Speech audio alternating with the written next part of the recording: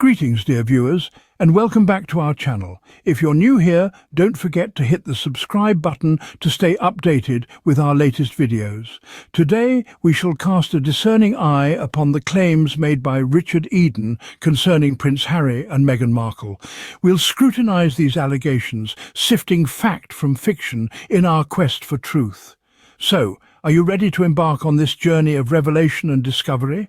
Now, without further ado, let's dive into the matter at hand. Firstly, Eden claims that Harry and Meghan own a property in Portugal. This allegation, like many before it, originates from the mind of Richard Eden, a man seemingly dedicated to creating a storm in a teacup.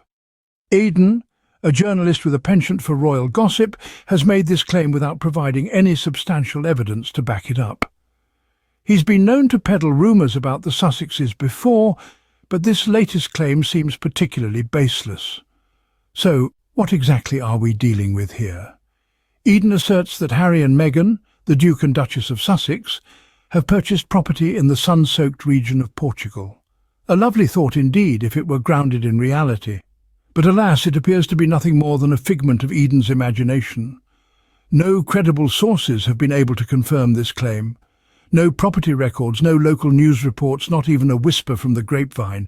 You see, property ownership isn't exactly a secret affair, especially when it involves high-profile individuals like Harry and Meghan. In Portugal, like many other countries, property transactions are a matter of public record. If such a purchase had been made, it would be nearly impossible to keep it under wraps.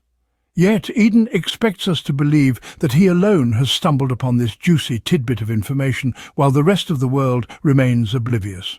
Moreover, it's worth noting that Harry and Meghan are quite transparent about their real estate ventures. Their purchase of a home in Montecito, California, was well documented and reported extensively in the media. It stands to reason that if they had bought a property in Portugal, they wouldn't have shied away from sharing this news. So, as we can see, this claim lacks credibility and is likely a fabrication.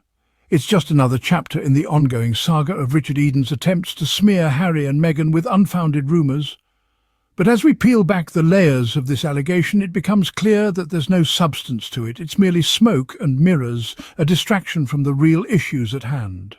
Next, Eden suggests that this claim is a ploy to distract from the troubles of the upcoming Australian tour of King Charles and Camilla. With a keen eye for the dramatic, Eden's timing is rather interesting. His claim about Harry and Meghan's supposed Portuguese property coincides with the onset of King Charles and Camilla's Australian tour.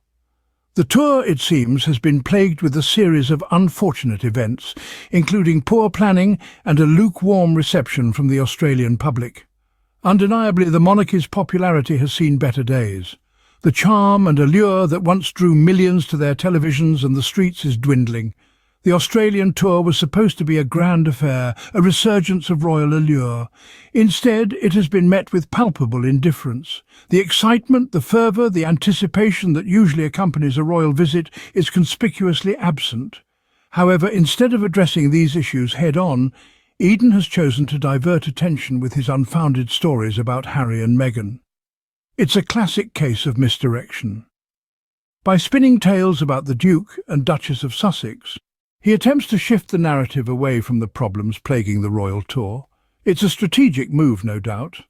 Harry and Meghan have always been under intense scrutiny, and any story about them, true or false, is guaranteed to generate buzz. But it's also a blatant attempt to distract from the real issues at hand. The focus should be on the monarchy's waning popularity and the need for reform, not on the baseless rumours about Harry and Meghan's real estate ventures. In the grand scheme of things, whether or not the Duke and Duchess of Sussex own a property in Portugal is irrelevant. What matters is the state of the monarchy and the growing public disillusionment. Eden's claims do nothing but fuel unnecessary controversy and divert attention from the actual issues. Again, this seems to be another unfounded claim designed to generate controversy. Now, let's examine why Eden might be motivated to spread these falsehoods. Richard Eden, a veteran royal reporter, has a long history of stirring controversy. Known for his sensational headlines and speculative reporting, Eden has often been accused of prioritizing scandal over substance. But what drives him to spin these tales about Harry and Meghan? Let's delve into the realm of possibilities. For starters, scandal sells. In the realm of tabloid journalism, the more salacious the story, the better. It's a game of numbers, really. More controversy equates to more readers, more clicks, more shares, and ultimately more revenue. The Duke and Duchess of Sussex, with their global fame and appeal, make an ideal subject for such sensationalism. But there's more to it than just the lure of profit. Eden has a vested interest in maintaining the status quo of the British monarchy. Any sign of change or modernity, as represented by Harry and Meghan, poses a threat to the traditional narrative he's built his career upon. By discrediting the couple, he aims to uphold the old order, keeping the monarchy firmly in the past. Another possible motive lies in Eden's personal bias.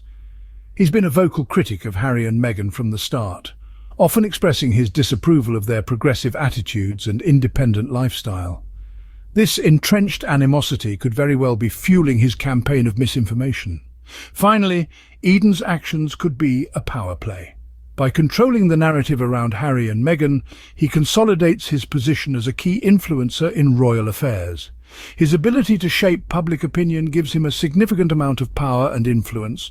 So whether it's for personal gain, a desire to uphold tradition, a personal vendetta, or a quest for power, Eden's motivations are far from noble. He's playing a dangerous game, one that sacrifices truth and fairness for scandal and sensation. It seems clear that Eden's claims are more about creating scandal than reporting the truth. In conclusion, it appears that Richard Eden's claims about Harry and Meghan are baseless and likely fabricated. The narrative spun around the Sussexes owning property in Portugal, we found, lacks any solid foundation. The burden of proof lies with Eden, and, as of yet, he has failed to provide any credible evidence to back his allegations. It's becoming increasingly clear that these unfounded rumours are nothing more than a diversion from the real issues at hand, such as the lacklustre planning of the Australian tour featuring King Charles and Camilla, and the waning interest in the royal family. Eden seems more interested in creating controversy and shifting the narrative than addressing these pressing matters. What's more, Eden's motivations are questionable at best. His relentless focus on Harry and Meghan, despite the absence of any substantial evidence, suggests a personal agenda rather than a genuine concern for journalistic integrity. This raises the question, is he truly serving the public's interest or merely his own? In this era of misinformation, it's crucial to remain vigilant and critical of the stories presented to us. When it comes to the Duke and Duchess of Sussex, it seems that not all that glitters is gold, especially when the source is Richard Eden. Thank you for watching. Please remember to subscribe, like and share our videos if you find them enlightening. Until next time, cheerio.